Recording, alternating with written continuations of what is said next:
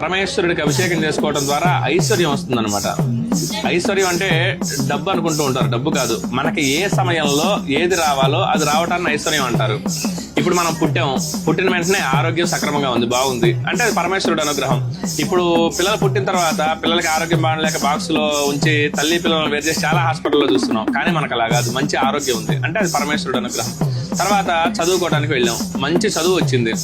ఎంత చదివినా గానీ ఆ చదువు అబ్బక మందబుద్ధితోటి బాధపడే వాళ్ళు చాలా మంది ఉన్నారు, కానీ మనకు అలా కాదు, మంచి చదువు వచ్చింది, జ్ఞానం వచ్చింది అంటే అది పరమేశ్వరుడు అనుగ్రహం. అది అయిపోయిన వెంటనే మంచి ఉద్యోగం. ఎంత ర్యాంక్ ఉన్నప్పటికీ కూడా ఉద్యోగాలు లేక వేలల్లో ఇబ్బందులు పడుతూ ఉన్నారు, జీవన భృతి లేక. కానీ మనకు అలా కాదు, మంచి ఉద్యోగం వచ్చింది, చదువు అయిపోయిన తర్వాత మంచి ఉద్యోగం వచ్చింది. అది అయిపోయిన తర్వాత పెళ్లి, సకాలంలో పెళ్లి జరగటం. 40 ఏళ్ళు వచ్చినా కానీ పెళ్లిళ్ళు కాక ఇబ్బందులు పడే వాళ్ళు చాలా మంది ఉన్నారు, కానీ మనకు అలా కాదు, మనకి సకాలంలో వివాహం జరిగింది. అది అయిపోయిన వెంటనే పిల్లలు. పెళ్లి అయిపోయిన తర్వాత కూడా పిల్లలు లేక లక్షల్లో ఉన్నారు, గుళ్ళు గోపురాలు చుట్టూ తిరుగుతూ, కానీ మనకు అలా కాదు, వెంటనే సంతానం కలిగింది. అది పరమేశ్వరుడు అనుగ్రహం.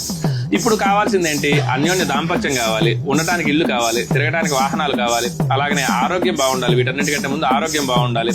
అలాగనే మనం చేసే వ్యాపారం, వృత్తి ఏదైతే ఉంటుందో దాంట్లో